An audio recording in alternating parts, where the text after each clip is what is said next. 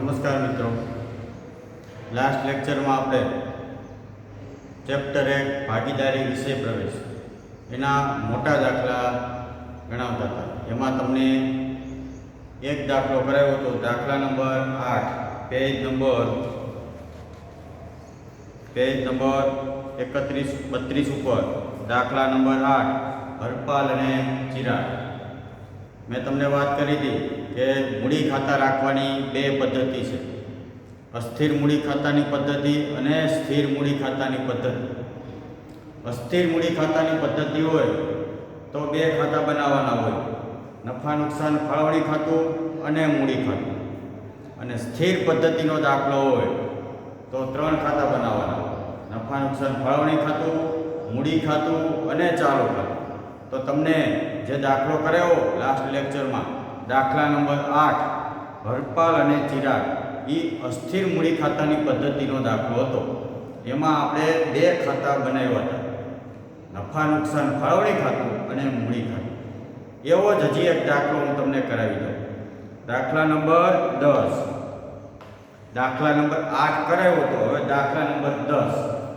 દાખલા નંબર 9 છે ને, એ સ્થિર મૂડી ખાતાની પદ્ધતિનો દાખલો છે. પહેલાં હું અસ્થિર મૂડી ખાતાની પદ્ધતિના બે દાખલા તમને કરાવી દઉં.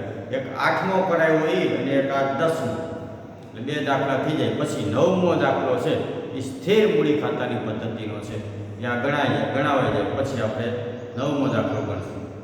તો પેજ નંબર 32, દાખલા નંબર 10, શારદા, જમના અને ગણેશ ભાગીદારોના નામ છે. ચાલો, અસ્થિર મૂડી ખાતાની પદ્ધતિનો દાખલો છે, જે રીતે આપણે 8મો દાખલો ગણ્યો હતો હરપાલ અને ચિરાગ, એની જેવો દાખલો છે 10મો, શારદા, જમના અને ગણેશ. વાંચો રકમ, પેજ નંબર 32. શારદા, જમના અને ગણેશ એક પેઢીના ભાગીદારો છે. 1, 4, 16 તેઓની મૂડી અનુક્રમે એટલે પહેલું નામ શારદાનું તો એની મૂડી 73,000, બીજું નામ જમનાનું તો એની મૂડી 48,000 અને ત્રીજું નામ ગણેશ, એની મૂડી 24,000 છે. કરાર પત્ર અનુસાર આ બધા હવાલા હોય વાર્ષિક હિસાબમાં આવી રીતે. એ ભાગીદારોની મૂડી પર 5% વ્યાજ આપવાનું, ઉપાડ ઉપર 8% વ્યાજ ગણવાનું. શારદા છે એને દર મહિને 700 પગાર આપવાનો. નફાનો અડધો ભાગ, એટલે નફા નુકસાન ફાળવણી ખાતું આપણે છેલ્લે દાખલો પૂરો થશે એટલે બંધ કરશું. તો જે કાંઈ નફો કાંઈ નુકસાન આવે એનો અડધો ભાગ સરખે હિસ્સે વહેંચવાનો અને અડધો ભાગ છે એ મૂડીના પ્રમાણમાં વહેંચવાનો.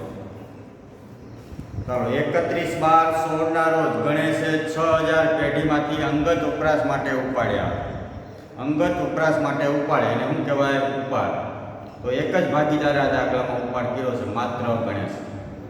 ઉપાડ પર વ્યાજ ગણ્યા પછી ઉપરોક્ત અન્ય હવાલા નાખ્યા પહેલાનો 31/3/17 રોજ પૂરા થતા વર્ષનો પેઢીનો નફો 81,600. જો ઉપાડ પર વ્યાજ ગણ્યા પછીનો નફો આવ્યો, એટલે ઉપાડ ઉપર વ્યાજ ગણો ને તો એની એક જ અસર આપવાની થાય, ખાલી મૂડી ખાતામાં. નફા નુકસાન ફાળવણી ખાતામાં ઉપાડનું વ્યાજ લખવાનું નહીં, કારણ કે આ નફો આપ્યો એમાં ઉપાડનું વ્યાજ આવી જ ગયું છે. ઉપાડ પર વ્યાજ ગણ્યા પછી કીધું. જો કે વાર્ષિક હિસાબમાં આવું કાંઈ હોય નહીં, આ તો આ દાખલા ગણી છે એટલે આ દાખલા કાંઈ પરીક્ષામાં પૂછાવાના. ભાગીદારોમાં નફાની વહેંચણી થાય એ પહેલાં અને ઉપરના હવાલા નાખ્યા પછી જે નફો રહે એના 20%, પરંતુ 18,000થી ઓછાની એટલી રકમ સામાન્ય અનામત ખાતે લઈ જવાની છે. છેલ્લે આપણે નફા નુકસાન ફાળવણી ખાતું બંધ કરીએ, ભાગીદારો વચ્ચે નફાની વહેંચણી કરીએ એ પહેલાં ધંધામાં એક અનામત રાખવાનું છે. એ અનામતનું નામ છે સામાન્ય અનામત. અનામત એટલે શું? તો એ તમારે ધોરણ 11માં આવતું બધું અનામત અને જોગવાઈનું ચેપ્ટર, કે ધંધામાં આકસ્મિક અથવા સંભવિત નુકસાનને પહોંચી વળવા માટે ધંધામાં જુદા જુદા અનામત રાખવામાં આવતા હોય. અનામત એટલે નફામાંથી અલગ રાખેલી રકમ. ક્યારેય પણ ધંધામાં આકસ્મિક નુકસાન આવે, સંભવિત ખર્ચને પહોંચી વળવાનું હોય તેવા સંજોગોમાં આવી અનામત રાખેલી રૂપિયા છે એનો ઉપયોગ કરી શકાય. એટલા માટે બધોય નફો ભાગીદારો વહેંચી ન લેતા હોય, થોડાક રૂપિયા પેઢીમાંથી અલગ રાખતા હોય. ક્યારેક આકસ્મિક જરૂર પડી તો એનો ઉપયોગ કરી શકાય, એને કહેવાય અનામત. આ બધું તમારે અનામત વિશેની ચર્ચા 11મા ધોરણમાં આવી છે. તો એક અનામત રાખવાનું છે. ધંધામાં જે નફા નુકસાન ફાળવણી ખાતું છે એનો નફો વેચો એ પહેલાં એક અનામત રાખવાનું. 20% રૂપિયા જે કાંઈ નફો થાય ને, જે કાંઈ નફો થાય એના 20% રૂપિયા સામાન્ય અનામત તરીકે રાખવાનું. પણ એક શરત છે, 18,000થી ઓછા ન હોવો. માની લો જે નફો થયો એના 20% અનામત કર્યું 15,000 થયું, તો 18,000 તો ફરજિયાત રાખવાનું. 18,000થી ઓછા નહીં, 18,000 તો રાખવાનું. એ છેલ્લે દાખલો પૂરો થાય ત્યારનો મુદ્દો છે, અત્યારે કંઈ વિચારવાનું છે નહીં. એટલે છેલ્લે જે નફો આવે એના 20% રૂપિયા અનામત તરીકે રાખવાના છે, પણ 18,000થી નહીં. અને બાકીનો નફો છે એ ભાગીદારો વચ્ચે વહેંચવાનો છે. ચાલો, ઉપરની વિગતો પરથી 31/3/17 રોજ પૂરા થતા વર્ષનું નફા નુકસાન ફાળવણી ખાતું અને મૂડી ખાતું તૈયાર કરો. તમને ચોથો આગળ દાખલો કરાયો હતો, 8મો દાખલો હરપાલ અને ચિરાગ, એનો એ જ અસ્થિર મૂડી ખાતાની પદ્ધતિનો દાખલો છે. ચાલો, એટલે નફા નુકસાન ફાળવણી ખાતું અને મૂડી ખાતું આ બે બનાવવાના છે. બંને ખાતા બનાવી.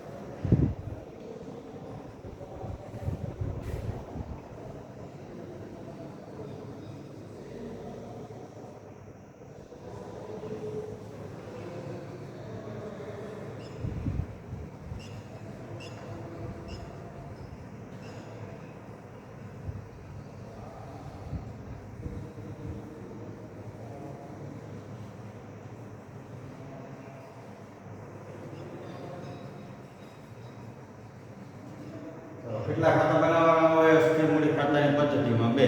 નફા નુકસાન ફાળવણી ખાતું અને ભાગીદારોના મૂડી ખાતા.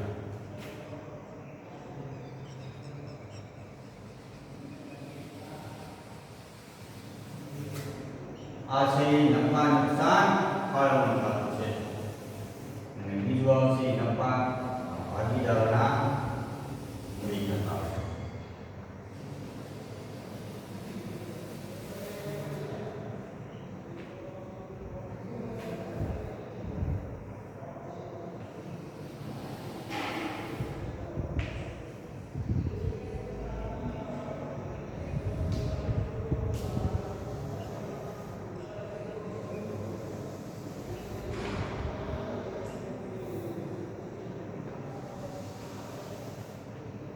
કેટલા ભાગીદારો છે? તો 3 ભાગીદાર છે, તો 3 ખાના બનાવવાના. શું નામ છે? તો ભાગીદારોના નામ છે શારદા, જમના અને ગણેશ. 3 ભાગીદાર, તો શારદા, જમના અને ગણેશ.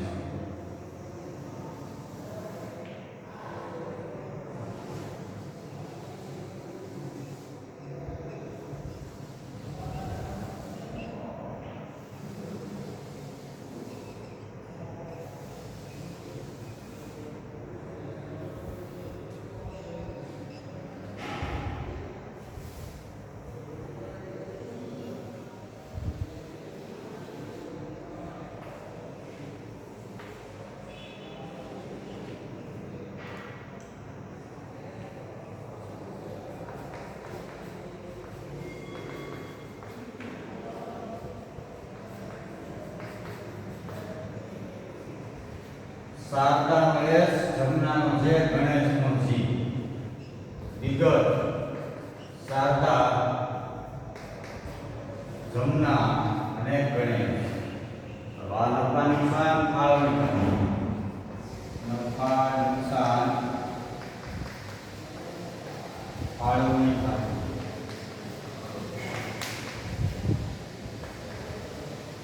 વિગત: રકમ.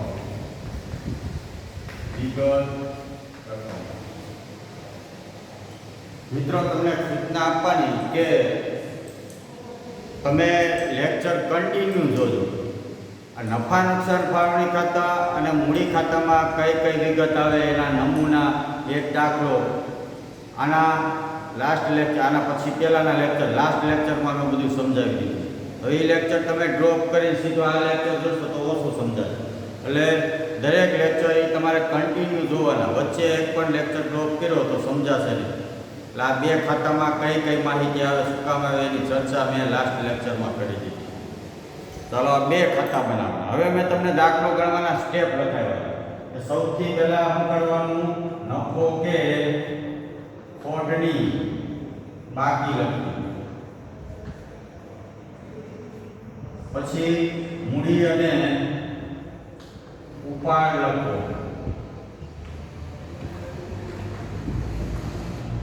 પછી મૂડી અને ઉપાડ પર વ્યાજ ચૂકવવું, અને છેલ્લે ભાગીદારને કોઈને પગાર, બોનસ, કમિશન આપવાનું હોય તો એ આપવું. એટલે આ સ્ટેપ છે દાખલા ગણવા. પણ આ સ્ટેપ કઈ તમારે યાદ રાખવાની જરૂર નથી. આ બે ખાતામાં કોની કઈ બાજુ વિગત આવે એટલું જ યાદ રાખવાનું છે. કારણ કે આ દાખલો આ ચેપ્ટરમાંથી બોર્ડની એક્ઝામમાં આવો પૂછાતો નથી, પણ આના પછીના ચેપ્ટરમાં વાર્ષિક હિસાબમાં તો બે ખાતા બનાવવાના થશે. ત્રીજા નંબરનું આ હશે, ચોથા નંબરનું આ, પાંચમા નંબરનું પાકું શરૂ આવશે. એટલે પહેલું વેપાર ખાતું, બીજું નફા નુકસાન ખાતું, ત્રીજું નફા નુકસાન ફાળવણી ખાતું, ચોથું મૂડી ખાતું, પાંચમું પાકું. એટલે આ સ્ટેપમાં દાખલા ગણી. ચાલો સૌથી પહેલા નફો કે ખોટની બાકી લખો. તો આખી રકમ આપણે વાંચી. સાદા અને જમના ભાગીદારો છે. છેલ્લે લીટીમાં કીધું છે ઓલા પેજ ઉપર કે વર્ષના અંતે ઉપાડ પર વ્યાજ ગણ્યા પછી, પરંતુ ઉપરોક્ત અન્ય ઓલા નાખ્યા પહેલાનું 31/3/17 રોજ પૂરા થતા વર્ષનો પેઢીનો નફો કેટલો છે? 81,600. તો નફો ક્યાં લખવાનો? નફા નુકસાન ફાળવણી ખાતાની જમા બાજુ લખવાનો. અહીંયા લખવાનું ચોખ્ખો નફો નફા નુકસાન ખાતેથી જ આવ્યા. કેટલો છે? 81,600. તો તમને એમ થશે કે નફા નુકસાન ખાતું તો આપ્યું જ નથી, તો ક્યાંથી લઈ આવ્યો? તો વાર્ષિક હિસાબ ગણશો એમાં ત્રીજા નંબરનું ખાતું આવે છે. પહેલા નંબરનું વેપાર ખાતું, એનો કાચો નફો કાચી ખોટ તમે નફા નુકસાન ખાતે લઈ જાઓ. નફા નુકસાન ખાતું બંધ કરી એનો ચોખ્ખો નફો કે ચોખ્ખી ખોટ નફા નુકસાન ફાળવણી ખાતે જશે. એટલે દાખલામાં કઈ આ ચેપ્ટરમાં તો નફા નુકસાન ખાતું બનાવવાનું છે નહીં. એટલે તમને જે આ દાખલામાં નફો કે ખોટ આપી હોય એ નફા નુકસાન ખાતાની જ આપી છે એવું માની લેવાનું. તો વેપાર ખાતામાં કાચો નફો ઉધાર બાજુ આવતો, નફા નુકસાનની જમા બાજુ લઈ જતો. કાચી ખોટ વેપાર ખાતાની જમા બાજુ આવતી, નફા નુકસાનની ઉધાર બાજુ લઈ જતો. પછી નફા નુકસાન ખાતું બંધ કરો, ચોખ્ખો નફો નફા નુકસાનની ઉધાર બાજુ આવે, ફાળવણી ખાતાની જમા બાજુ લખવાનું. ચોખ્ખી ખોટ ફાળવણી ખાતા નફા નુકસાન ખાતાની જમા બાજુ આવે, ફાળવણી ખાતાની ઉધાર બાજુ લખવાની. તો તમને આ જે નફો આપ્યો છે ચોખ્ખો નફો નફા નુકસાન ખાતાનો છે એવું માની લેવાનું. તો ચોખ્ખો નફો નફા નુકસાન ખાતા બંધ કરી એની ઉધાર બાજુ આવ્યું. તો એના પછીનું ખાતું ત્રીજું આવે છે એની જમા બાજુ લખવાનું. ધંધામાં કા નફો હોય કા ખોટ હોય, બે વસ્તુ ક્યારે હોય. ચોખ્ખી ખોટ હોય તો નફા નુકસાનની જમા બાજુ આવે, ઉધાર બાજુ લખવાના ફાળવણી ખાતાની. એટલે પહેલું સ્ટેપ નફો કે ખોટની બાકી લખવી. બીજું મૂડી અને ઉપાડની બાકી લખવી. તો મિત્રો મૂડીની હંમેશા જમા બાકી હોય, ક્યારેય ઉધાર બાકી હોય જ નહીં. તો આ મેં તમને નમૂના સમજાવ્યો ત્યારે બધું લખાવ્યું સમજાવ્યું. જમા બાજુ શું આવે? શરૂઆતની મૂડી. તમે 11મા ધોરણમાં મૂડી દેવા બાજુ જે સૂત્ર બનાવતા મૂડીનું એ બધું જે પ્લસ કરતા એ બધું એ જમા બાજુ આવે. શરૂઆતની મૂડી પ્લસ મૂડીમાં વધારો, મૂડીનું વ્યાજ, ચોખ્ખો નફો એટલે કે વહેંચણી પાત્ર નફો, ભાગીદારનો પગાર, બોનસ, કમિશન. જે વસ્તુ માઇનસ કરતા સૂત્રમાંથી ઉધાર બાજુ આવે, ઉપાડનું વ્યાજ, વહેંચણી પાત્ર. ચાલો શરૂઆતની મૂડી. તો મૂડીની હંમેશા કઈ બાકી હોય? જમા. તો અહીં જમા બાજુ લખવાનું, બાકી આગળ લાવવાનું. શરૂઆતની મૂડીને કહેવાય બાકી આગળ લાવે. તો મૂડી શરૂઆતમાં આપી છે. જો શારદા, જમના અને ગણેશ એક પેઢીના ભાગીદારો છે. 1/4/16 ના રોજ તેઓની મૂડી 72,000, 48,000 અને 24,000 છે. આની 72,000, આની 48,000, આની 24,000. 72, 48, 24,000. ચાલો મૂડીની જમા બાકી હોય જમા બાજુ લે. મૂડી અને ઉપાડની બાકી લખી. હવે ઉપાડ કઈ બાજુ લખવાનો? ઉધાર બાજુ. આગળ એક દાખલો કાલે કરાવી દીધો છે.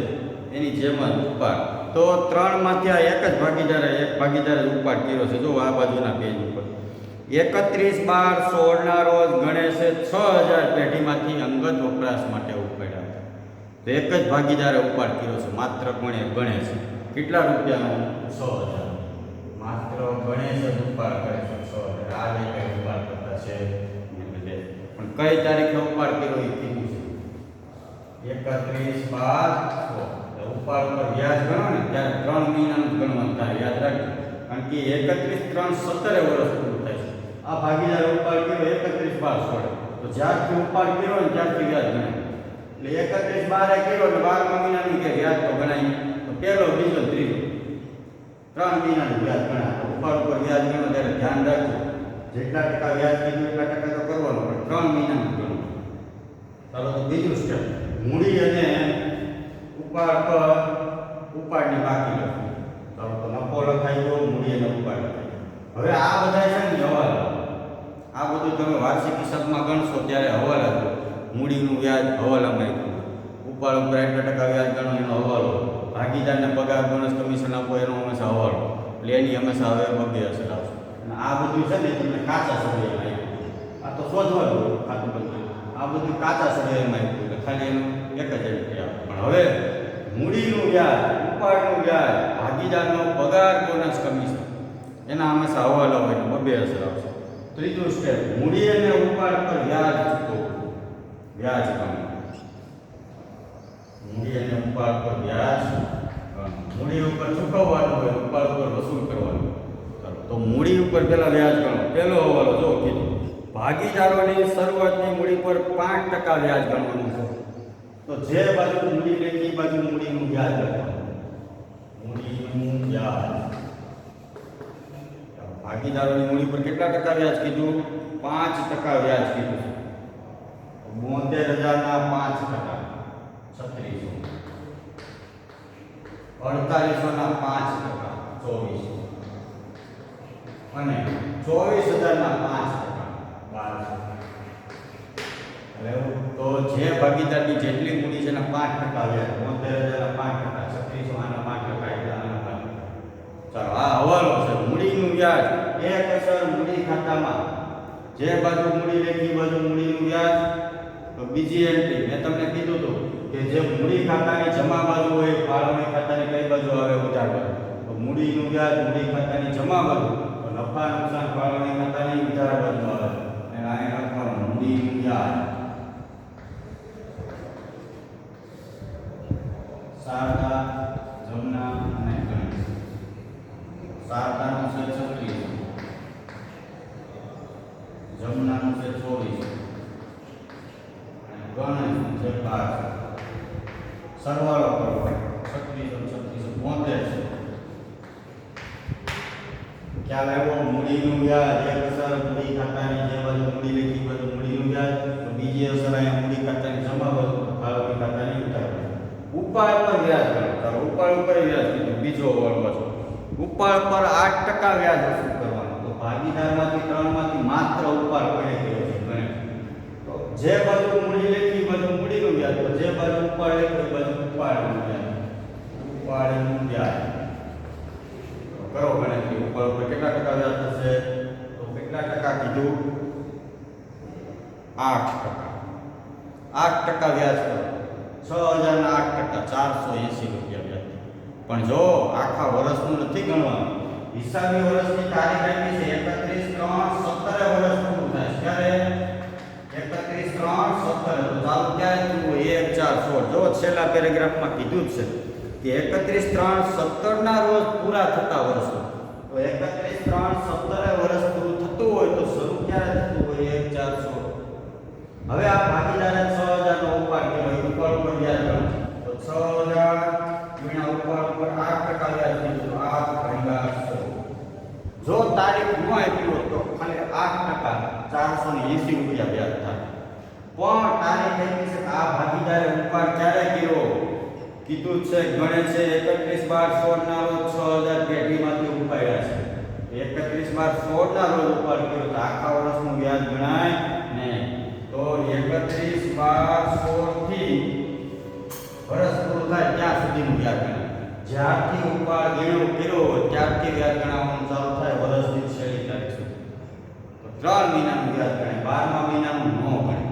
જો એક પાર હોત ને તો 12મો પહેલો બીજો ત્રીજો તો 4 મહિનાનું વ્યાજ. પણ 31/12 છે તો 12મો માસ પૂરો થઈ ગયો 31 તારીખ, તો પહેલો બીજો ત્રીજો 3 મહિનાનું વ્યાજ ગણાય. 31 તારીખે તો વર્ષ પૂરું થઈ જાય. 3 મહિનાનું વ્યાજ ગણો તો ગુણ્યા 3 ભાગ્યા 12 તો 6000 ના 8% એને ગુણ્યા 3 ભાગ્યા 12 તો 6000 ના 8% 480 એને ગુણ્યા 3 ભાગ્યા 12 120 રૂપિયા વ્યાજ થાય. કેટલું? 120 રૂપિયા વ્યાજ થાય. જે બાજુ ઉપાડેલી હોય એ બાજુ ઉપાડનું વ્યાજ. ભાગીદારના ઉપાડનું વ્યાજ, જે બાજુ ઉપાડેલું એ બાજુ ઉપાડનું વ્યાજ. એક જ ભાગીદારે ઉપાડ કર્યો છે, આના 8% વ્યાજ 480 થાય. પણ તારીખ આપી છે 31/3/12 ઉપાડ કર્યો તો 3 મહિનાનું વ્યાજ ગુણ્યા 3 ભાગ્યા 12 120 રૂપિયા થાય. ઉપાડનું વ્યાજ એ તો સર જે બાજુ ઉપાડ લેતો એ બાજુ ઉપાડનું વ્યાજ, તો મૂડી ખાતાની ઉધાર બાજુ હોય તો ફાળવણી ખાતાની કઈ બાજુ આવે? જમા બાજુ. પણ આયા ઉપાડનું વ્યાજ લખવાનું નહીં, આયા એક જ એન્ટ્રી આવશે. તમને એમ થશે શું કામ નહીં લખવાનું? તો દાખલામાં છેલ્લે સૂચના છે. જો છેલ્લે શું કીધું છે? છેલ્લો પેરેગ્રાફ વાંચો. ઉપાડ પર વ્યાજ ગણ્યા પછી અને ઉપરોક્ત હવાલા નાખ્યા પહેલાનો નફો 81,600 છે. આ 81,600 નફો છે એ ઉપાડ પર વ્યાજ ગણ્યા પછીનો છે. એટલે આમાં ઉપાડનું વ્યાજ આવી ગયું છે. ઉપાડ પર વ્યાજ ગણ્યા પહેલાનો નફો હોય તો આ ઉપાડની વ્યાજની બીજી અસર. આપણે આ તો આગળના દાખલામાં જે ભાગીદારે જેટલો ઉપાડ કર્યો તો એનું વ્યાજ એની બીજી એટલી અહીં આપી. શું કામ? એ વ્યાજ ગણ્યા પહેલાનો નફો. આ ઉપાડ પર વ્યાજ ગણ્યા પછીનો નફો છે. એટલે આ 86,81,600 માં ઉપાડનું વ્યાજ આવી ગયું છે. ખાલી આયા ન આવ્યું, ભાગીદારને આપવાનું બાકી આમાં ગણાય. એટલે અહીંયા ઉપાડના વ્યાજની બીજી અસર આપવાની. એટલે વાર્ષિક હિસાબમાં દાખલામાં તો આવું કંઈ હશે જ નહીં. એમાં આખો દાખલો જ ગણવાનો. આ તો આ ટૂંકા દાખલા ગણીએ છીએ આપણે, ખાલી આ બે ખાતાના એટલે આ મુદ્દો આવ્યો. બાકી વાર્ષિક હિસાબમાં તો આવું હશે જ નહીં કે ઉપાડ પર વ્યાજની અસર ઓલી પણ અસર આપી દીધી છે ને અહીંયા આપી દીધી, એવું હશે જ બે અસર આપવાની થશે. એક અહીંયા અને એક અહીંયા. એટલે ઉપાડ પર વ્યાજની બીજી અસર નફા નુકસાનની ફાળવણી ખાતાની જમા બાજુ આવે, પણ અહીંયા નહીં આવે કારણ કે આ 81,600 છે એમાં ઉપાડનું વ્યાજ આવી જ ગયું છે.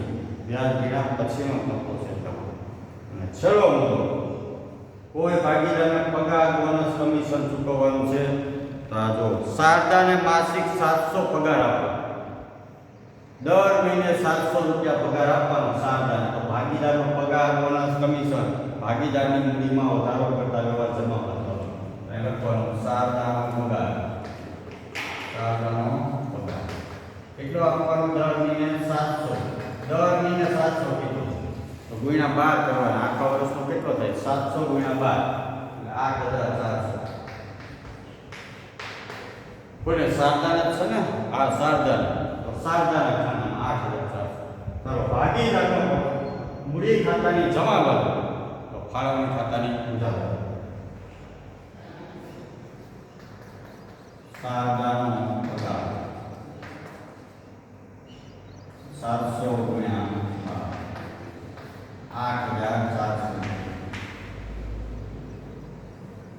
8,400 રૂપિયા. પછી કોઈ ભાગીદારને પગાર આવે એટલે પગાર આપવાનો, બોનસ કોઈને આપવાનું છે, કમિશન આપવાનું કોઈને, તો કમિશન કોઈને કાંઈ છે નહીં, ખાલી એક ભાગીદારને પગાર જ આપવાનો. પણ એક બીજી વસ્તુ એક આ દાખલામાં છે. છેલ્લો પેરેગ્રાફ વાંચો કે ઉપરના હવાલા નાખ્યા પછી જે નફો થાય એના 20% અનામત રાખવાનું છે. એક આ વસ્તુ એક બાકી છે. જે કંઈ નફો થાય એના 20% અનામત રાખવો, પણ 18,000થી ઓછા થવા જોઈએ નહીં. હવે દાખલામાં બીજું કાંઈ છે નહીં, ખાલી અનામત રાખવાનું છે અને પછી નફાની વહેંચણી કરવાની. તો જે નફો થાય એના 20% અનામત રાખવાનું. તો હવે ખાતા બંધ કરો.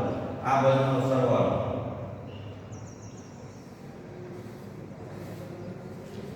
આ બધું બધા થાય 81,600. 81,600.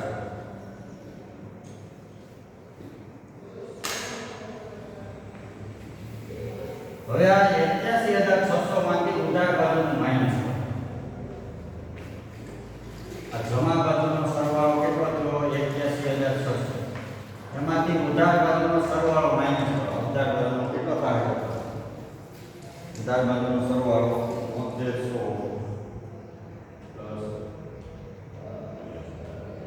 15,600. 15,600 માઈનસ 81,600 માઈનસ 15,600 માઈનસ કરો. કેટલો નફો આવ્યો? 66. જમા બાજુનો સરવાળો 81,600 માઈનસ ઉધાર બાજુના બેનો સરવાળો 15,600. 81,600 માંથી 15,600 માઈનસ કરો. કેટલો તફાવત આવ્યો? અહીંયા 66,000. તો દાખલામાં છેલ્લો પેરેગ્રાફ વાંચો કે ઉપરના વાળા નાખ્યા પછી જે નફો રહે એના 20% પણ 18,000 થી ઓછા નહીં એટલે સામાન્ય અનામત ખાતે રૂપિયા રાખવાના છે. એક અનામત રાખવાનું છે. તો કેટલો નફો આવ્યો છે? એટલે તફાવત 66,000 એના 20% કરો. તો 66,000 નફો આવ્યો એના 20% તમે કરો એટલે 13,200 થાય. ખ્યાલ આવ્યો? આ 66,000 ના 20% અનામત રાખવાનું છે. 66,000 નફો આવ્યો એના 20% કરો તો 13,200 રૂપિયા થાય. એટલું અનામત રાખવાનું. પણ કામસમાં કીધું છે જો ઓછામાં ઓછા 18,000 થી ઓછા નહીં રાખો. હમણાં માની લો કે 5 લાખ નફો આવ્યો તો 5 લાખના 20% 1 લાખ અનામત થાય તો આવે.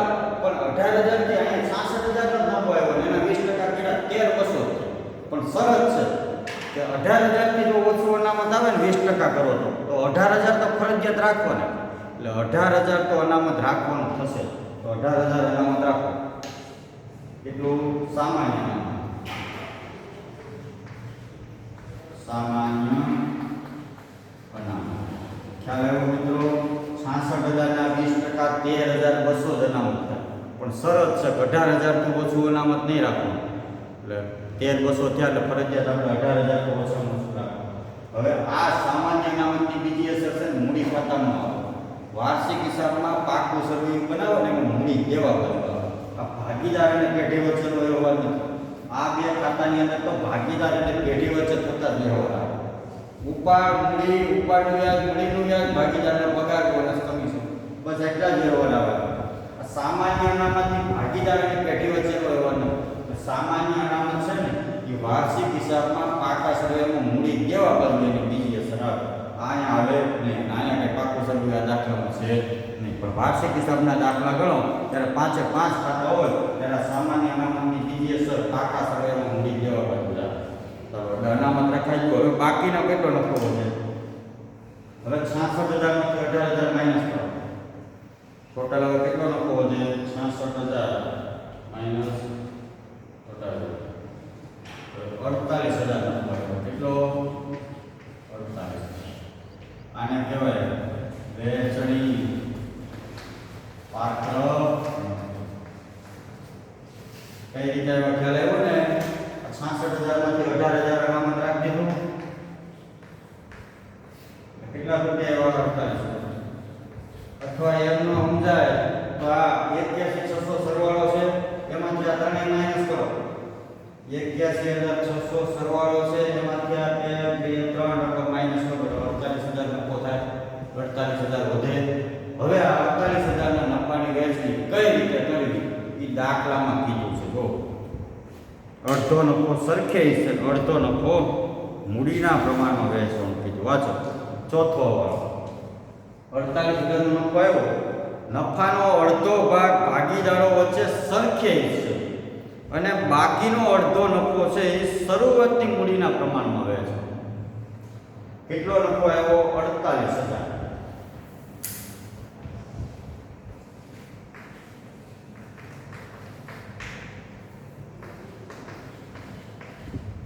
જેનો અડધો નફો છે ને 24,000 એ સરખે હિસ્સે વહેંચો. તો ત્રણ ભાગીદારો છે: સાદા, જમના અને ગણેશ. સરખે હિસ્સે એટલે 1/1/1. 24,000 ના 3 સરખા ભાગ કરો તો ત્રણેયના ભાગે કેટલા આવે? 8,000, 8,000 અને 8,000. સાદા, જમના અને ગણેશ. વાંચો હું કીધું? ચોથા વાલામાં નફાનો અડધો ભાગ સરખે હિસ્સે વહેંચો. તો 48,000 નફો આવ્યો. 48,000 નો અડધો નફો કેટલો થાય? 24,000. એના 3 સરખા ભાગ પાડવાના. 8,000. બાકીનો અડધો નફો શરૂઆતની મૂડીના પ્રમાણમાં વહેંચો. તો બાકીનો અડધો નફો શરૂઆતની મૂડીના પ્રમાણમાં વહેંચવાનો. તો શરૂઆતની મૂડી ક્યાંથી કાઢવાની? તો અહીંયા જો શરૂઆતની મૂડી હતી ને, આની કેટલી હતી? 72,000. આની કેટલી હતી? 48,000. આની કેટલી હતી? 24,000. 3 મહિના ઉડેલ છે, કાઢી નાખો. આનું પ્રમાણ કેટલું થાય? 72. આનું 48 અને આનું 24. બાકીનો અડધો નફો બાકીનો અડધો 24,000. 48,000 નો અડધો નફો છે એ સરખે હિસ્સે, અને બાકીનો અડધો એટલે 24,000. ભૂલથી 48,000 લખાય. 24. આ નફો શરૂઆતની મૂડીના પ્રમાણમાં આવે છે. તો શરૂઆતની મૂડી કેટલી હતી? આની 72,000, આની 48,000, આની 24. 3 મીંડા કાઢી નાખો. પ્રમાણ થાય 72 જેમ 48 જેમ 24. આ પ્રમાણ આવે છે. હજી પ્રમાણ નાનું થઈ શકે એમ છે, કરી નાખો. નો કરી નાખો ને આ પ્રમાણ વેચો તો જવાબ હતો દાવ. પ્રમાણ નાનું થઈ શકે એમ છે. 24 વડે ભાગી નાખો. 24 એટલે 24. 24 નું 48. 24 તેરી 75. ત્રણેયને ભાગી નાખો. 24 એટલે 24. 24 નું 48. 24 તેરી 75. પ્રમાણ કેટલું આવ્યું? 3 જેમ 2 જેમ 1. આ મૂડીનું પ્રમાણ આવ્યું. કેટલું? 3 જેમ 2 જેમ 1. 48,000 નો નફો, એમાં અડધો નફો સરખે હિસ્સે વહેંચો અને અડધો નફો મૂડીના પ્રમાણમાં વહેંચો. મૂડીનું પ્રમાણ 72 જેમ 48 જેમ 24. 3 મીંડા કાઢી. પ્રમાણ નાનું કર્યું, 3 ને 24 વડે ભાગી નાખ્યા. 3 જેમ 2 જેમ 1. 3 જેમ 2 જેમ 1 પ્રમાણે વહેંચો. તો આ 3 ભાગીદાર ને શારદા, જમુના અને ગણેશ. 24,000 ને 3 જેમ 2 જેમ 1 પ્રમાણે વહેંચો. તો 24,000 ગુણ્યા શારદાનું પ્રમાણ કેટલું? પેલું નામ મળ્યું, પેલું પ્રમાણ. 24,000 ગુણ્યા 3 ભાગ્યા 6 કેટલા આવે? 12,000. ભાગ્યા 6 મુકામ કર્યા. ટોટલ પ્રમાણ 6 છે ને એટલે. ચાલો પછી જમનાના ભાગે કેટલા આવે? તો 24,000 ગુણ્યા જમનાનું પ્રમાણ કેટલું? 2. તો ગુણ્યા 2 ભાગ્યા ટોટલ પ્રમાણ કેટલું? 6. ભાગ્યા 6 કેટલા આવે? 8. ગણેશના ભાગે કેટલા આવે? તો 24,000 ગુણ્યા ગણેશનું પ્રમાણ કેટલું? 1 ગુણ્યા 1 ભાગ્યા ટોટલ પ્રમાણ કેટલું? તો 6. કેટલા આવે? 4. આ નફાની વહેંચણી દાખલામાં આ રીતે કરવાની કીધી હતી કે 48,000 નો નફો થયો, અડધો નફો સરખે અને અડધા કેટલા થાય? 24 સરખે 8,000. બાકીનો અડધો નફો મૂડીના પ્રમાણમાં. મૂડીનું પ્રમાણ 72 જેમ 48 જેમ 24. મીંડા કાઢી નાખ્યા. પ્રમાણને નાનું કરી નાખ્યું. 24 વડે ભાગી નાખ્યા. 24 એટલે 24, 24 3 જેમ 2 જેમ 1 પ્રમાણે. બાકીનો અડધો નફો 24,000 3 જેમ 2 જેમ 1 પ્રમાણે છે. રાઈટ. તો હવે ટોટલ શારદાને કેટલા મળે? તો આ શારદા અને આ શારદા બેનો સરવાળો. શારદાને અહીંયા 8,000 મળે, અહીંયા 12,000. ટોટલ શારદાને કેટલા મળે? 20,000. શારદા, જમુના, ગણેશ. શારદાને ટોટલ કેટલા મળે? 20,000. ચાલો જમુનાને કેટલા મળે?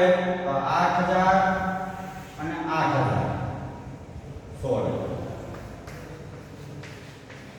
જમનાને 8,000 અને 8,000 16,000. ગણેશને કેટલા મળે?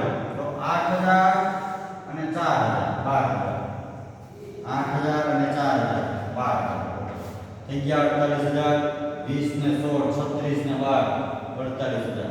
તો આ રીતે 48,000 નો નફો વેચવા ખાતું પૂરું. હવે વેચણી પાત્ર નફો અહીંયા ઉધાર બાજુ આવ્યો. આના પછીના ખાતું કયું હોય? એની જમા બાજુ રાખો. તો વેચણી પાત્ર નફો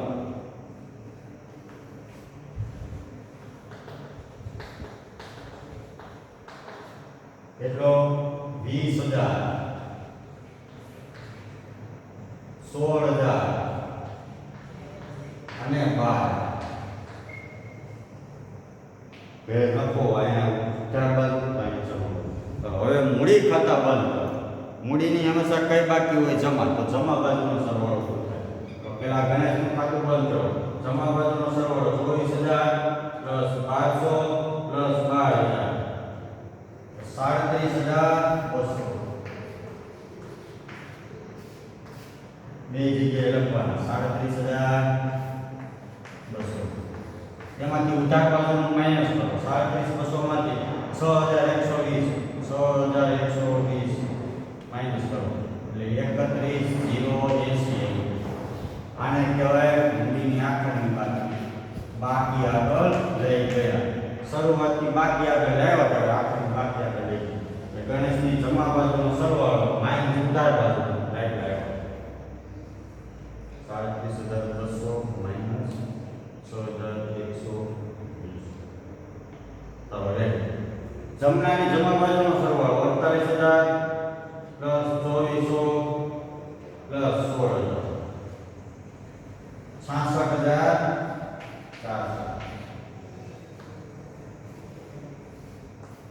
66,000 એમાંથી ઉધાર બાજુનું માઈનસ કરો ઉધાર બાજુ કાંઈ છે નહીં 66,400 આ એના છે ગણેશ સાદાનો જમણો બાજુનો સરવાળો 72,000 પ્લસ 3600 પ્લસ 8400 પ્લસ 20,000 1,04,000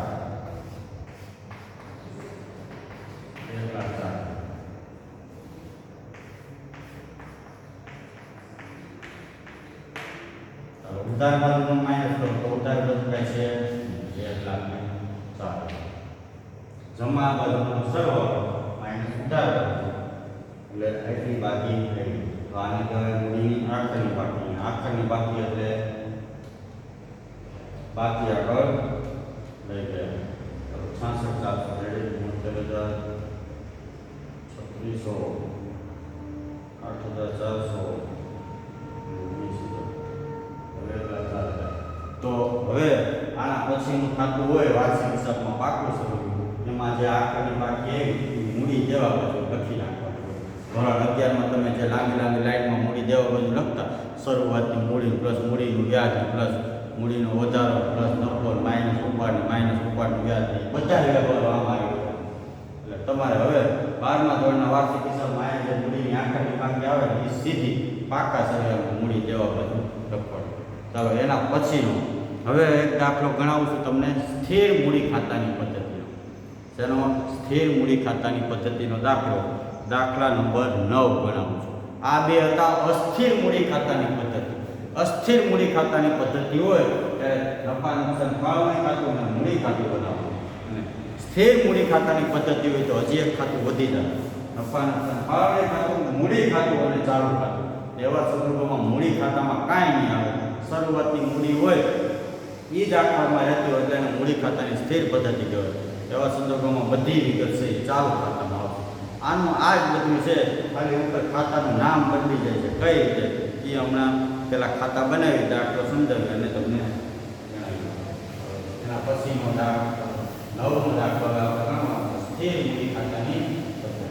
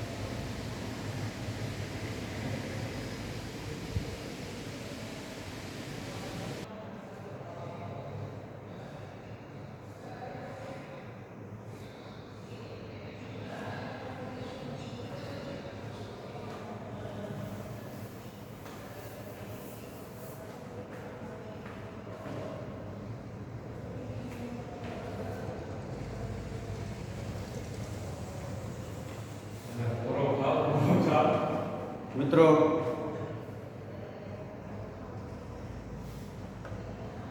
દાખલાના ખાતા બનાવું ત્યાં સુધી તમે દાખલા નંબર 9ની રકમ વાંચો. ભદ્રેશ અને હિરલ ભાગીદારોના નામ છે.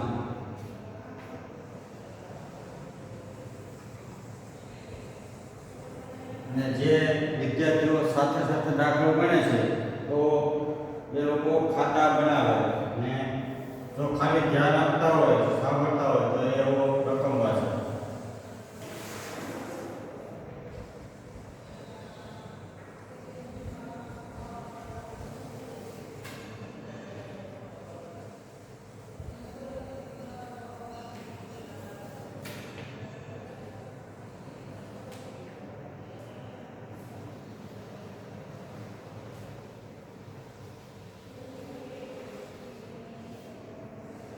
હવે અહીંયા બે જ ભાગીદારો છે આ દાખલામાં, ભદ્રેશ અને હિરલ.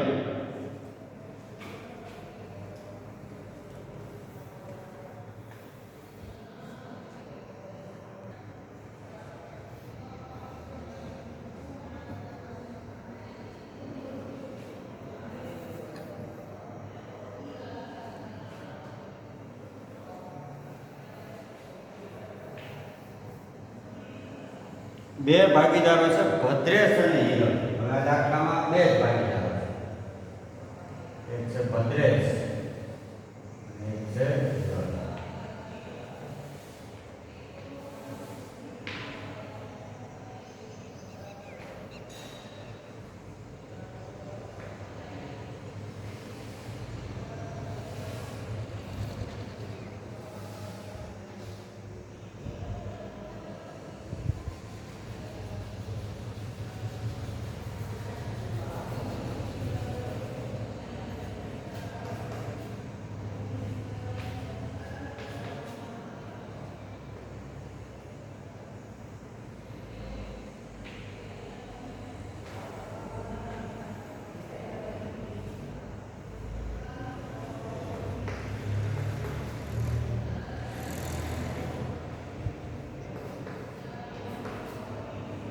મિત્રો હવે ખાતું વધી જશે. એનું નામ છે ચાલુ ખાતું. એમાં કઈ કઈ વિગત આવે એની માહિતી આ ખાતું બનાવી તમને આપી દઉં.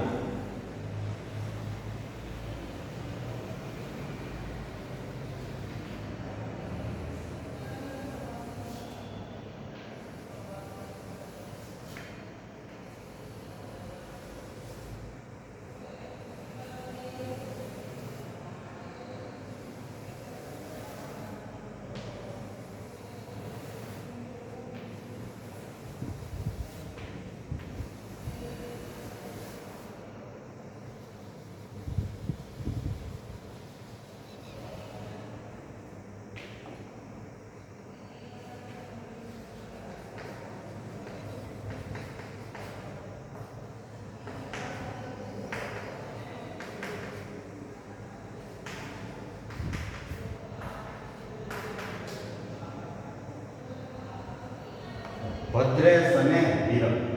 હવે આ મૂડી ખાતાની સ્થિર પદ્ધતિનો દાખલો છે. તમને જે બે દાખલા ગણાવ્યા, દાખલા નંબર 8 અને દાખલા નંબર 10, એ મૂડી ખાતાની અસ્થિર પદ્ધતિનો દાખલો. અસ્થિર પદ્ધતિનો દાખલો હોય ત્યારે બે ખાતા બનાવતા આપણે, નફા નુકસાન ફાળવણી ખાતું અને મૂડી ખાતું. હવે સ્થિર પદ્ધતિનો દાખલો હોય ત્યારે ખાતું વધી ગયું, એનું નામ છે ચાલુ ખાતું. ચાલુ ખાતું મૂડી ખાતા જેવું હોય, ઉપર ખાલી મૂડી ખાતું લીધું, અહીં ચાલુ ખાતું હેડિંગ જ દીધું. મૂડી ખાતાની સ્થિર પદ્ધતિ એટલે હું તો ભાગીદારોની વર્ષની શરૂઆતની મૂડી અને આખરની મૂડી સ્થિર રહે. ભાગીદારોની વર્ષની શરૂઆતની મૂડી અને આખરની મૂડી સરખી જ હોય, કોઈ ફેરફાર ન હોય, સિવાય વધારાની મૂડી લાવે તો જ ફેરફાર થતો હોય. તો શરૂઆતની મૂડી અને આખરની મૂડીમાં કોઈ તફાવત જોવા ન મળતો હોય તો એને મૂડી ખાતાની સ્થિર પદ્ધતિ કહેવાય. મૂડી ખાતાની સ્થિર પદ્ધતિનો દાખલો હોય ત્યારે મૂડી ખાતામાં કોઈ વિગત નહીં આવે, એક જ એટલે ખાલી શરૂઆતની મૂડી લખી નાખો, આખો દાખલો પૂરો થશે, કાંઈ નહીં આવે. શરૂઆતની મૂડી હોય એની જે દાખલો પૂરો કરીને આખર લખવાનો, એને મૂડી ખાતાની સ્થિર પદ્ધતિ કહેવાય. તો એવા સંજોગોમાં મૂડી ખાતાની સ્થિર પદ્ધતિ હોય ત્યારે એવા સંજોગોમાં બધી વિગત શેમાં આવે? ચાલુ ખાતામાં. ટૂંકમાં તમે આગળના આપણે જે અસ્થિર મૂડી ખાતાની પદ્ધતિના દાખલામાં મૂડી ખાતાની જમા બાજુ જે લખતા એ બધું ચાલુ ખાતાની જમા બાજુ લખવાનું. મૂડીનું વ્યાજ, ભાગીદારનો પગાર, બોનસ, કમિશન, વ્યાજની પાત્ર લખો બધું. આગળની પદ્ધતિમાં અસ્થિર મૂડી ખાતાની પદ્ધતિમાં મૂડી ખાતાની ઉધાર બાજુ તમે જે લખતા એ બધું ચાલુ ખાતાની ઉધાર બાજુ લખો. ઉપાડનું વ્યાજ, વ્યાજની પાત્ર. ટૂંકમાં ખાલી ઉપર હેડિંગ જ કેટલું છે અહીંયા મૂડી ખાતું હોય તો ચાલો, અને આ ખાતામાં તો કાંઈ આવશે નહીં. શરૂઆતમાં મૂડી હોય એ જ આખા મર્યાદા મૂડી ખાતાની સ્થિર પદ્ધતિ કહેવાય.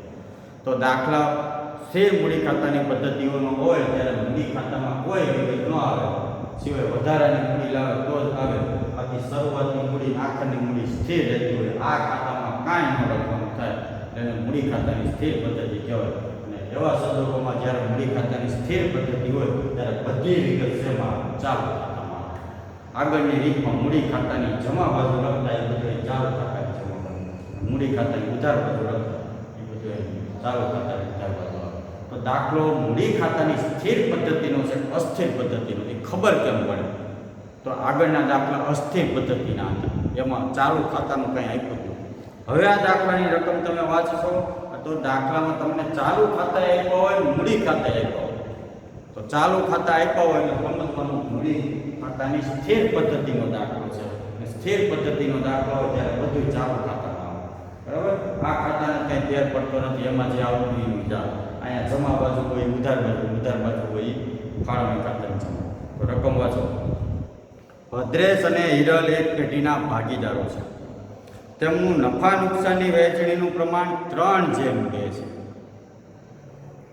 1/4/16 રોજ તેઓની કુલ મૂડી 4,20,000 છે. કુલ મૂડી એટલે બંનેની ભેગી મૂડી છે 4,20,000.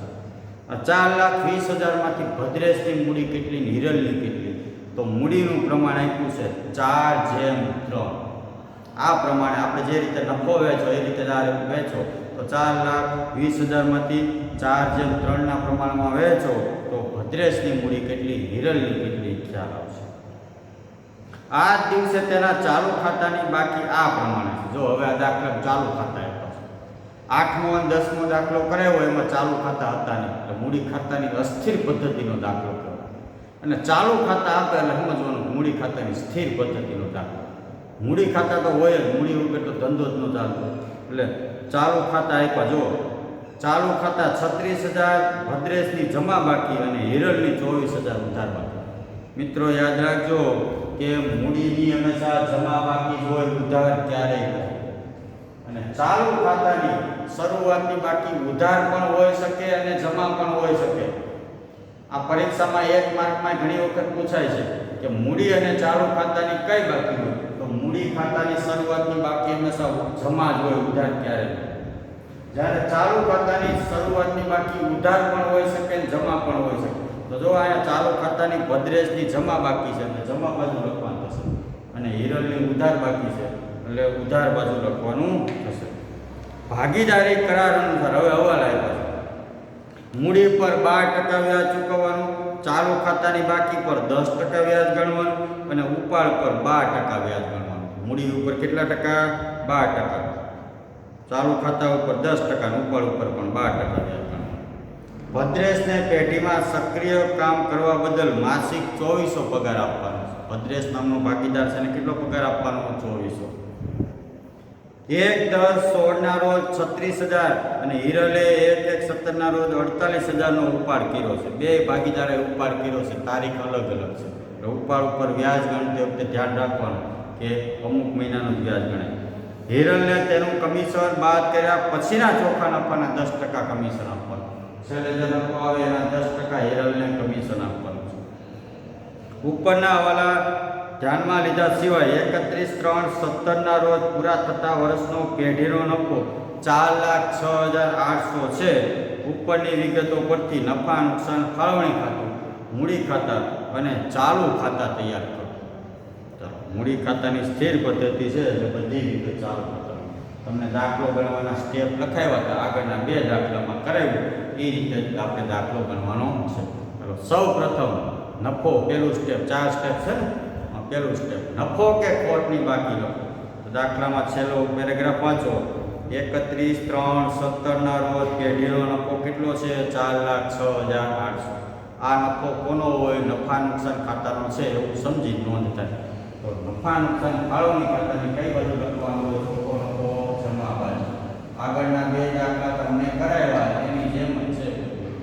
ચોખ્ખો નફો કેટલો આપ્યો છે? તો ચોખ્ખો નફો આપ્યો છે 4,06,800. 4,06,800. પહેલું સ્ટેપ નફો કે ખોટની બાકી. બીજું સ્ટેપ હતું મૂડી અને ઉપાડ ખાતાની બાકી લખો. હવે અહીંયા મૂડી ખાતાની સ્થિર પદ્ધતિ છે એટલે મૂડી, ઉપાડ અને ચાલુ ખાતું આ ત્રણેયની બાકી લખો. તો મિત્રો મૂડીની હંમેશા જમા બાકી જોઈએ, ઉધાર ક્યારે ન હોય. એટલે પહેલા મૂડીની શરૂઆતની બાકીની જમા બાકી આગળ આવે. બીજું સ્ટેપ મૂડી, ઉપાડ અને ચાલુ ખાતાની બાકી લખો. સૌથી પહેલા મૂડીની બાકી લખો. તો મૂડી જો શરૂઆતનો પેરેગ્રાફ વાંચો. 1/4/16 રોજ ભાગીદારોની કુલ મૂડી 4,20,000 છે. કુલ મૂડી એટલે બેયની ભેગી મૂડી આપી છે. એમાં ભદ્રેશની મૂડી કેટલી, હિરલની કેટલી? તો એનું મૂડીનું પ્રમાણ આપ્યું છે 4/3. તો આ 4,20,000ની મૂડીને 4/3 પ્રમાણે વહેંચો.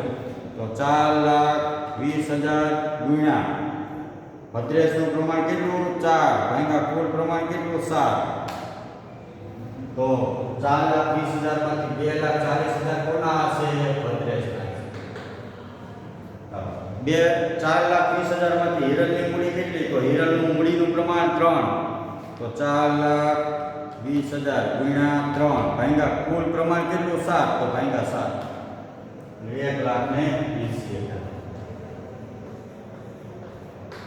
ટોટલ મૂડી બે ભાગીદારની 4,20,000 છે. મૂડીનું પ્રમાણ આપ્યું છે 4/3.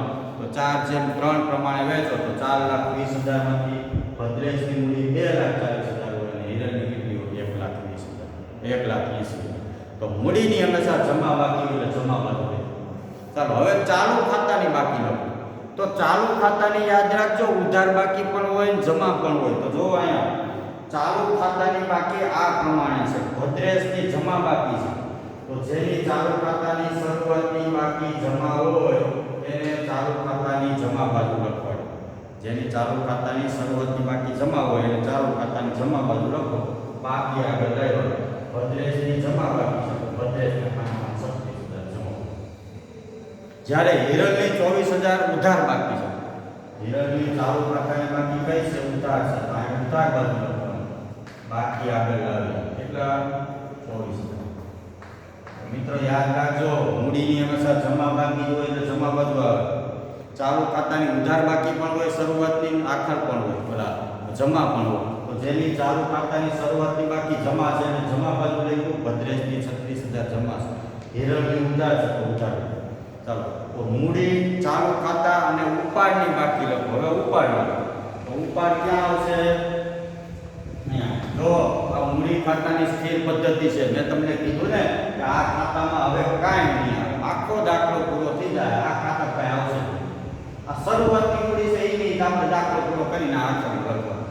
મૂડી સ્થિર રહેતી હોય એટલે મૂડી ખાતાની સ્થિર પદ્ધતિ હોય. આની મૂડીનું વ્યાજ પણ આમાં લખવાનું. આ મૂડીનું વ્યાજ કહે ને 12% કીધું છે ને મૂડીનું વ્યાજ, એનું વ્યાજ પણ ચાલુ ખાતામાં લખવાનું. આ ખાતામાં કોઈ વિગત ન આવે. શરૂઆતની મૂડી હોય એ જ આખરમાં રહે એટલે એની મૂડી ખાતાની સ્થિર પદ્ધતિ કહેવાય.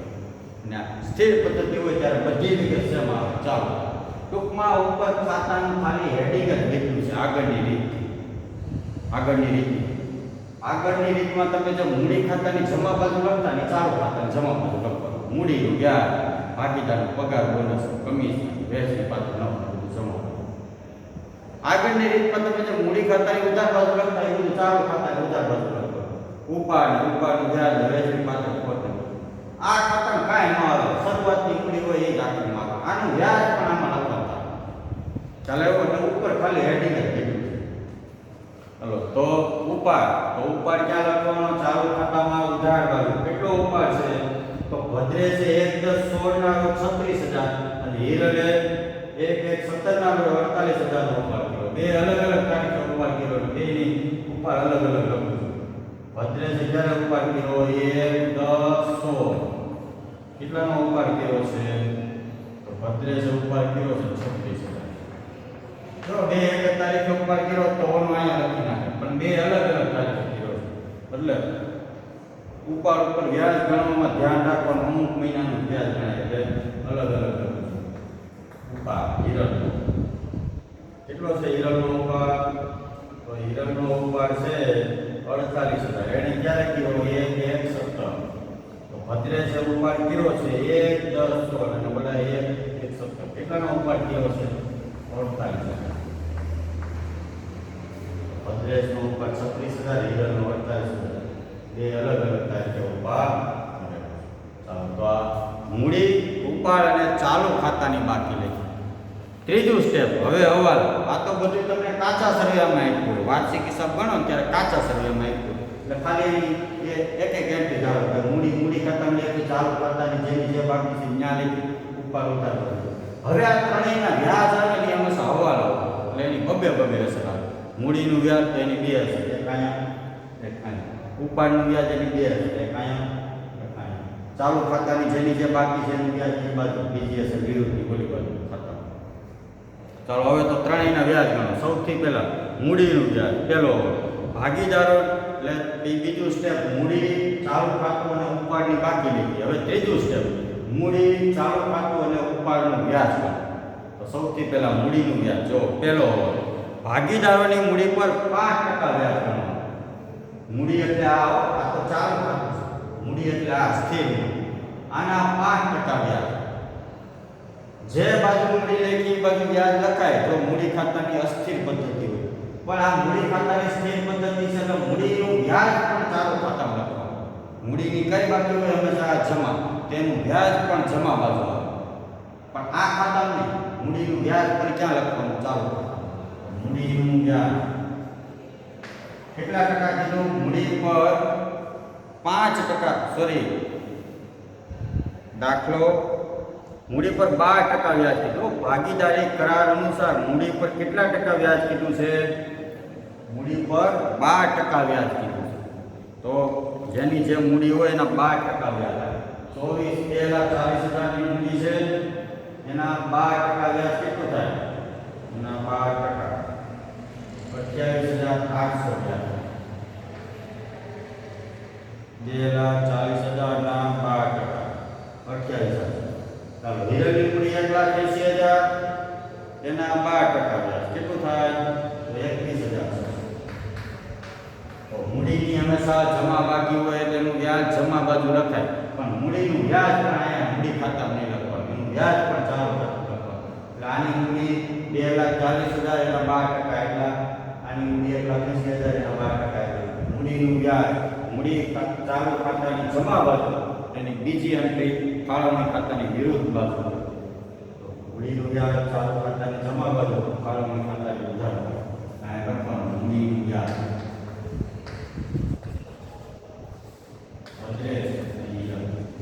ભદ્રેશની કેટલી? 28,800 અને હિરલની 21,600 વ્યાજ છે. બેનો સરવાળો 0 0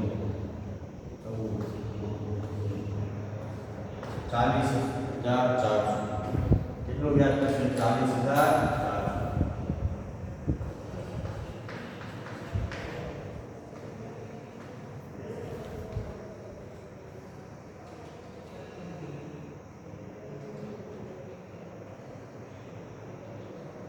$50,400. 28,800 પ્લસ 21,600, 50,400 રૂપિયા વ્યાજ. ચાલો હવે ચાલુ ખાતાનું વ્યાજ લખવાનું. તો ચાલુ ખાતાની જો જેની જમામાં ઉધાર બાકી છે એનું ચાલુ ખાતાનું વ્યાજ ઉધાર બાજુ, જેની જમા બાકી છે એનું ચાલુ ખાતાનું વ્યાજ જમા. તો જો ચાલુ ખાતામાં કેટલા ટકા વ્યાજ કીધું છે? તો ચાલુ ખાતા પર કેટલા ટકા વ્યાજ કીધું? 10% વ્યાજ ગણો. ચાલુ ખાતાની શરૂઆતની બાકી પર 10% વ્યાજ ગણો. તો આની ચાલુ ખાતાની શરૂઆતની બાકી જમા હશે તો એનું વ્યાજ જમા હોય. અહીં લખવાનું ચાલુ ખાતાનું વ્યાજ. આની જમા બાકી છે તેનું વ્યાજ જમા બાજુ 36,000 ના 10%. ચાલુ ખાતાની શરૂઆતની બાકી આની જમા છે તેનું વ્યાજ જમા બાજુ આના 10%. ચાલુ ખાતાનું વ્યાજ ચાલુ ખાતાની જમા બાજુ, ફાળવણી ખાતાની કઈ બાજુ? ઉધાર. અહીંયા લખવાનું ભદ્રેશના ચાલુ ખાતાનું વ્યાજ કેટલું? તો 3600. આની ચાલુ ખાતાની ઉધાર બાકી છે હિરલ, એનું વ્યાજ ઉધાર છે. તો અહીંયા લખવાનું ચાલુ ખાતાનું વ્યાજ. આની બાકી કઈ છે? ઉધાર છે, તો એનું વ્યાજ ઉધાર કરો. આના 10%, 2400. તો જેની ચાલુ ખાતાની ઉધાર બાકી છે એનું વ્યાજ ઉધાર કરો, ફાળવણી ખાતાની જમા કરો. અહીંયા જમા કરો. કોણ છે? હિરલ. હિરલના ચાલુ ખાતાનું વ્યાજ કેટલું? 2400. ચાલો, મૂડી ઉપર વ્યાજ ગણાય, ચાલુ ખાતા ઉપર ગણાય. જેની જમા બાકી હતી એનું વ્યાજ જમા કરો તો ફાળવણીમાં ઉધાર કરો. જેની ઉધાર બાકી હતી એનું વ્યાજ ઉધાર કરો તો ફાળવણી ખાતામાં જમા કરો. મૂડી ઉપર વ્યાજ ગણાય, ચાલુ ખાતા ઉપર ગણાય. હવે ઉપાડ ઉપર. ઉપાડ ઉપર કેટલા ટકા વ્યાજ કીધું? 12%. જે બાજુ ઉપાડ લેવો એ બાજુ ઉપાડનું વ્યાજ. ઉપાડનું વ્યાજ. પણ હવે ઉપાડનું વ્યાજ ગણવામાં ધ્યાન રાખો. કેટલા ટકા વ્યાજ કીધું? 12%. હિરલનો ઉપાડ કેટલો? 36000. ગણતરી અહીંયા લખું છું. તો હિરલનો ઉપાડ 36000 છે. 36000 ઉપાડ. એના 12% વ્યાજ તો કરવાનું. 12/100. પણ હિરલે ઉપાડ ક્યારે કર્યો? 1/10/16. હવે જો હિસાબી વર્ષ ક્યારે પૂરું થાય છે? 31/3/17 પૂરું થાય છે. ક્યારે? 31/3/17. તો હિરલે ઉપાડ ક્યારે કર્યો? 1/10/16. તો 1/10/16 થી 31/3/17 વર્ષ પૂરું થાય ત્યાં સુધીના કેટલા મહિના થાય? 1/10/16 થી 31/3/17 સુધીના કેટલા મહિના? 10મો, 11મો, 12મો, પહેલો, બીજો, ત્રીજો. 6 મહિનાનું વ્યાજ ચૂકવવાનું. 6 મહિના. ચાલો, ભદ્રેશનો ઉપાડ કેટલો? સોરી, આ 36000 ભદ્રેશનો હતો ને? ભદ્રેશ. ચાલો, હિરલનો ઉપાડ કેટલો? તો હિરલનો ઉપાડ છે 48000. કેટલો? 48000. એના 12% વ્યાજ. એમાં પણ 12%. પણ ભદ્રેશે ક્યારે, હિરલે ક્યારે ઉપાડ કર્યો? 48000 નો 1/1/17. જો તારીખ આપી છે ને કે હિરલે ક્યારે ઉપાડ કર્યો? 1/1/17. 1/1/17 થી 31/3/17 વર્ષ પૂરું થાય. 1/1/17 થી 31/3/17 સુધીના કેટલા મહિનાનું વ્યાજ ગણે? 3. પહેલો, બીજો, ત્રીજો. ગુણ્યા 3 મહિના. કરો ઉપાડનું વ્યાજ કેટલું થાય? તો ઉપાડનું વ્યાજ 36000 ગુણ્યા 12% ગુણ્યા 6/12. આનું વ્યાજ થશે 2160 રૂપિયા. કેટલું થશે આનું? 2160. આનું વ્યાજ કેટલું થાય હિરલનું? 48000 ના 12%. એને ગુણ્યા 3/12. આનું વ્યાજ કેટલું થશે? 1440 રૂપિયા. કેટલું? 1440. ચાલો, ઉપાડનું વ્યાજ જે બાજુ ઉપાડ લેવો એ બાજુ ઉપાડનું વ્યાજ. તો ભદ્રેશનો ઉપાડ 36000 ના 12% વ્યાજ, પણ 6 મહિનાનું. કારણ કે 1/10/16 ઉપાડ કર્યો તો 1/10/16 થી 31/3/17 સુધી કેટલા મહિનાનું વ્યાજ ગણ્યા? 6 મહિના. કેટલું થાય? હિરલનો ઉપાડ 48000, એના 12% વ્યાજ કરવાનું, પણ 3 મહિનાનું. કારણ કે 1/1/17 ઉપાડ કર્યો તો 1/1/17 થી 31/3/17 સુધી કેટલા મહિનાનું વ્યાજ થાય? 3. 1440. હવે ઉપાડનું વ્યાજ ચાલુ ખાતાની ઉધાર બાજુ, તો ફાળવણી ખાતાની જમા બાજુ. આ ઉપાડનું વ્યાજ ભદ્રેશ ભદ્રેશનું કેટલું? 3160. હિરલનું 1440. 2160 પ્લસ 1440. 2160 પ્લસ 1440. 3600 રૂપિયા. કેટલું થશે? 3600 ટોટલ રૂપિયા. તો મિત્રો, આ હું છું ઉપાડ, મૂડી અને ચાલુ ખાતાની બાકી લેવી, અને ઉપાડ, મૂડી અને ચાલુ ખાતાનું વ્યાજ કરવું.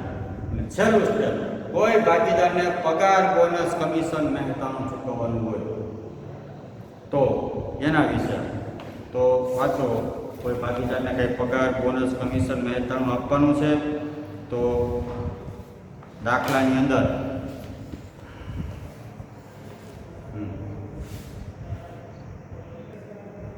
તો કોઈ ભાગીદારને પગાર, બોનસ, કમિશન, મહેનતાણું આપવું કે નહીં એનો ઉલ્લેખ દાખલામાં કરેલો છે તો કોઈને કાંઈ એક ભાગીદારને કમિશન આપવાનું છે.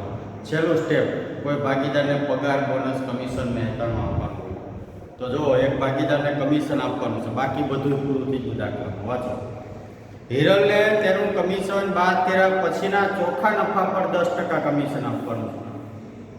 સોરી, એક ભાગીદારને પગાર પણ આપવાનો. જો ભદ્રેશને પેઢીમાં સક્રિય કામ કરવા બદલ માસિક 2400 પગાર આપવાનો છે. પગાર પણ છે, કમિશન પણ છે. ભદ્રેશને 2400 રૂપિયા પગાર આપવાનો, માસિક 2400, તો 2400 ગુણ્યા 12 કરો, 2400 ગુણ્યા 12 28,800. કોને પગાર આપવાનો છે? ભદ્રેશ. ભાગીદારનો પગાર, બોનસ, કમિશન અહીંયા કેટલો પગાર છે?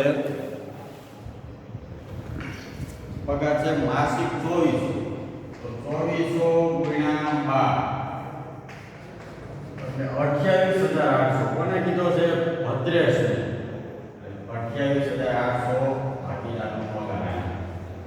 ભદ્રેશનો પગાર અહીંયા જમા બાજુ, ફાળવણી ખાતાની ઉધાર બાજુ. ભદ્રેશનો પગાર 2400 ગુણ્યા 12 28,800. છેલ્લું સ્ટેપ, પગાર, બોનસ, કમિશન કોઈને આપવાનું છે? એક ભાગીદારને પગાર આપવાનો છે. બીજા એક ભાગીદાર છે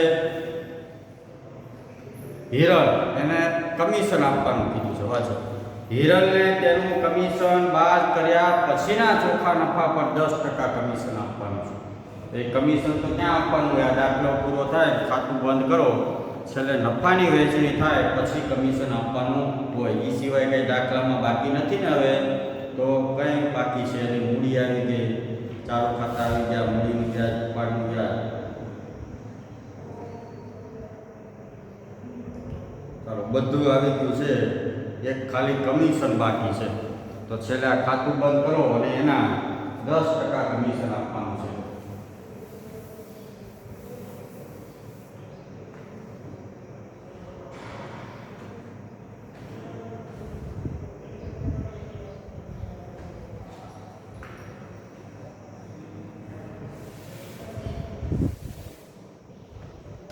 છેલ્લે આ ખાતું બંધ કરો, ખાતાની જમા બાજુનો સરવાળો, જમા બાજુનો સરવાળો 4,06,800 પ્લસ 24 પ્લસ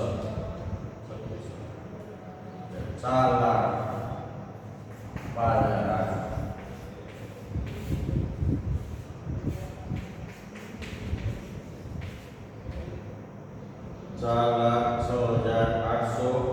પ્લસ 2400 પ્લસ 3600 4,12,800. એમાંથી ઉધાર બાજુનું માઇનસ કરો, માઇનસ 50,400 માઇનસ 3600 માઇનસ 28,800. 3,30,000 તફાવત થયો. કેટલો તફાવત થયો? 3,30,000. ચલો હું તમને સમજાવી દઉં. જમા બાજુનો સરવાળો કેટલો થયો? તો જમા બાજુનો સરવાળો થયો 4,12,800 માઈનસ ઉધાર બાજુનો સરવાળો કેટલો? માઈનસ ઉધાર બાજુનો સરવાળો 50,400 પ્લસ 3600 પ્લસ 28,800. ઉધાર બાજુનો સરવાળો માઈનસ 82,800 માઈનસ કરો તો 4,12,800 માઈનસ 82,800 માઈનસ કરો એટલે કેટલા આવ્યા? 3,30,000. ચાલો અહીં 3,30,000 નફો આવ્યો, એના 10% કમિશન આપવાનું છે. તો તમને એમ થશે કે આના 10% 33,000 થાય. 33,000 કમિશન નહીં થાય. મેં તમને કમિશનની ગણતરીની એક રીત ભણાવી હતી. કમિશનની કે જ્યારે કોઈ પેઢીના ભાગીદારને તેનું કમિશન બાદ કર્યા પછીના નફા ઉપર કમિશન આપવાનું હોય ત્યારે ભાંગા 100 પ્લસ કમિશનનો દર આવે. ટૂંકા દાખલા ભણાવ્યા ને એમાં કીધું. તો જો અહીંયા જમા બાજુનો સરવાળો આપ્યો, એમાંથી ઉધાર બાજુનો સરવાળો 82,800 માઈનસ કર્યો તો કેટલો નફો આવ્યો? 3,30,000. 3,30,000 નફો. હવે કમિશનની ગણતરીનું એક સૂત્ર હતું. નફાની રકમ કેટલી? 3,30,000 ગુણ્યા કમિશનનો દર. તો કમિશન કેટલા ટકા કીધું છે? 10% કીધું ને કમિશન. કમિશન કેટલા ટકા કીધું? 10%. જો હિરલને તેનું કમિશન બાદ કર્યા પછીના નફા પર 10% કમિશન કીધું. તો 3,30,000 ગુણ્યા કમિશનનો દર 10% ભાગ્યા 100 પ્લસ કમિશનનો દર. તો ભાગ્યા 100 પ્લસ કમિશનનો દર. હવે જો આના 3,30,000 ગુણ્યા 10 ભાગ્યા 110 કરો તો 3,30,000 ગુણ્યા 10 ભાગ્યા 110 એટલે જવાબ આવે 30,000. કેટલો કમિશન આવ્યું? 30,000. હવે જો આના તમે નંબર સીધા 10% કરો ને તો 33,000. એક મીંડું કાઢ નાખો 33,000. પણ એવું ક્યારે કરવાનું? ખાલી ભાગ્યા 100 ક્યારે આવે? ખાલી ભાગ્યા 100 કરો ને 33,000 થાય. પણ આ 100 પ્લસ કમિશનનો દર આવ્યો. સીધા 10% કમિશન ક્યારે કરવાનું? તો 33,000 થાય. ખાલી એમ કીધું કે હિરલને 10% કમિશન આપો તો નફાની રકમ ગુણ્યા કમિશનનો દર ભાગ્યા 100. 100 પ્લસ કમિશનનો દર નો ખાલી ભાગ્યા 100 કમિશન આવશે 33,000. ખાલી એમ કીધું હોય કે હિરલને વેચણી પાત્ર નફાના 10% કમિશન આપો તો ખાલી ભાગ્યા 100 કરવાના. 100 પ્લસ કમિશનનો દર ને 33,000 કમિશન થાય. અથવા એમ કે વેચણી પાત્ર નફાના 10% હિરલને કમિશન આપો તો એ ખાલી ભાગ્યા 100 થાય. પણ અહીંયા વાક્ય રચના તમે વાંચો. હિરલને તેનું કમિશન બાદ કર્યા પછીના નફા ઉપર કમિશન આપો. એનો મતલબ એ કે 3,30,000 ના નફામાં હિરલનું કમિશન સમાયેલું છે. એ બાદ કર્યા પછી જે નફો થાય એના 10% કમિશન થવું. જો આ 3,30,000 માંથી કમિશન કેટલું થયું? 30,000 થયું. 3,30,000 માંથી 30,000 માઈનસ કરો તો નફો કેટલો રહે? 3 લાખના 10% કરો તો થઈ જાય 30,000. ખ્યાલ આવ્યો? તો આમાં હિરલનું કમિશન સમાયેલું છે. બાદ કર્યા પછી જે નફો આવે એના 10% કમિશન આપવાનું. તો પેલા પ્રશ્ન એ ઊભો થાય કે આમાં હિરલનું કમિશન કેટલું સમાયેલું છે એ શોધવા માટેનું આ સૂત્ર છે જે તમને જે ટૂંકા દાખલામાં કમિશનની ગણતરીની રીત કરાવી હતી કે નફાની રકમ ગુણ્યા કમિશનનો દર ભાગ્યા 100 પ્લસ કમિશનનો દર ભાગ્યા 110. એટલે 3,30,000 માંથી કમિશન 30,000 માઈનસ કરો પછી જે નફો વધે 3 લાખ એના 10% કરો એટલે થઈ જાય 30,000. ખ્યાલ આવ્યો? તો આ રીતે હિરલનું કમિશન થયું 30,000. હિરલનું કમિશન એક અસર આની હિરલનું કમિશન કેટલું? 30,000. આની બીજી એન્ટ્રી અહીંયા ઉધાર બાજુ હોય એ ચાલુ ખાતાની કઈ બાજુ હોય? જમા બાજુ. તો હિરલનું કમિશન કેટલું? 30,000. તો આ હિરલને કમિશન અપાઈ ગયું. બધી બાબતો પૂરી થઈ ગઈ. હવે માત્ર નફાની વહેંચણી કરવાની છે.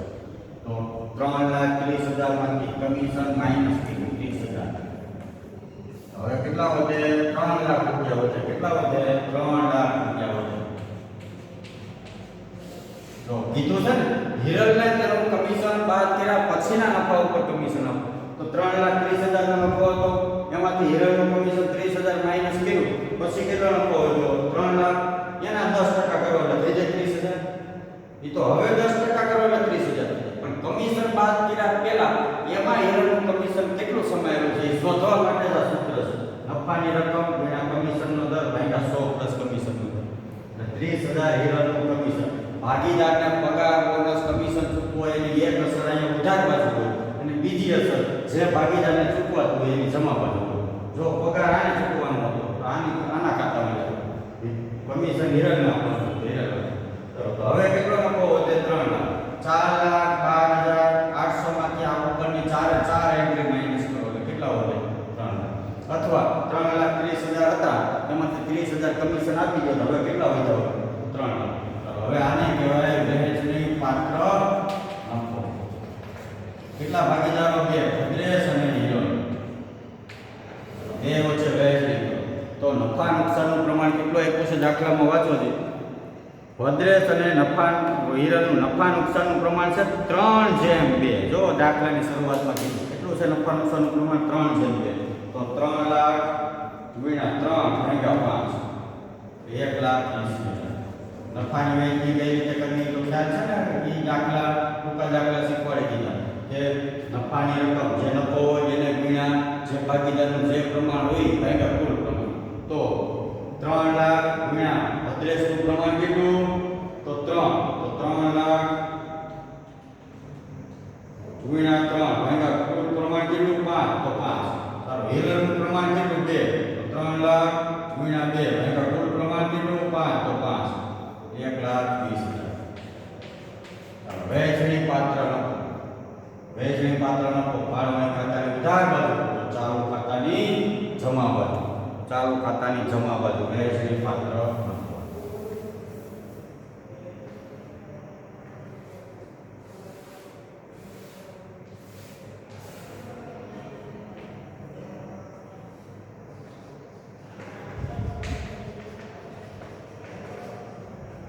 ₹1,80,000. 1,20,000. હવે ચાલુ ખાતા બંધ કરો. પણ યાદ રાખજો આ મૂડી ખાતા નથી, ચાલુ ખાતા છે. ચાલુ ખાતાની શરૂઆતની બાકી કે કોઈની ઉધારે હોય જમાય, તો આખરની બાકીમાં પણ એવું બને કોઈની જમા બાજુનો સરવાળો વધુ થાય, કોઈની ઉધાર બાજુનો વધુ થાય. પણ આમાં મોટે ભાગે બે ભાગીદારોની જમા બાજુનો સરવાળો વધુ થાય છે. અહીં 1,30,000 1.5 લાખ બે બાજુ જમા બાજુ સરવાળો વધુ થાય છે. તો બેની જમા બાજુ સરવાળો પહેલા હિરલનો સરવાળો, હિરલની જમા બાજુનો સરવાળો 21,800 પ્લસ 21,800 પ્લસ 20,000 પ્લસ 1,20,000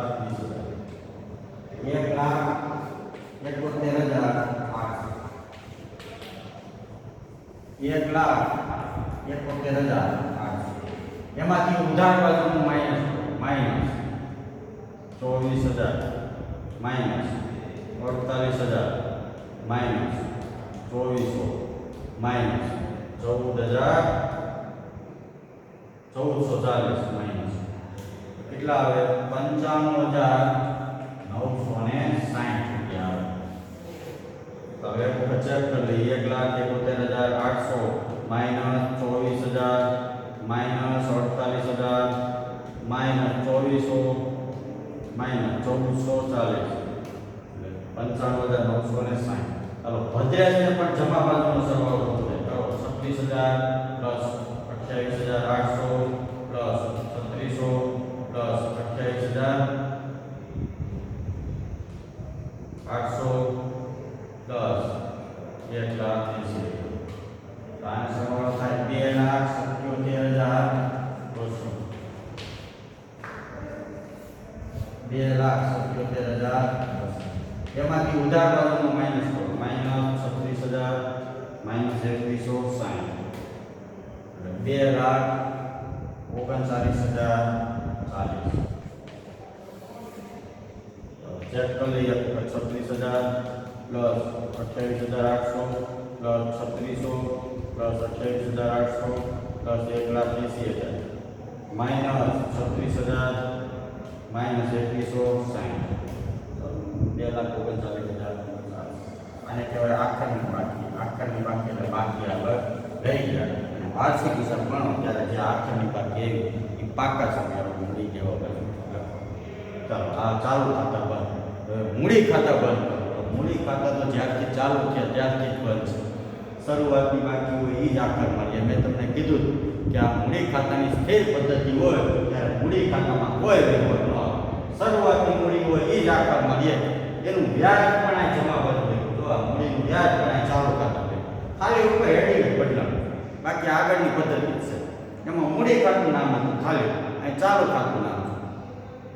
એટલે મૂડીની શરૂઆતની બાકી ને આખરની બાકી સરખી રહેતી હોય એટલે જ એને મૂડી ખાતાની સ્થિર પદ્ધતિ કહેવાય.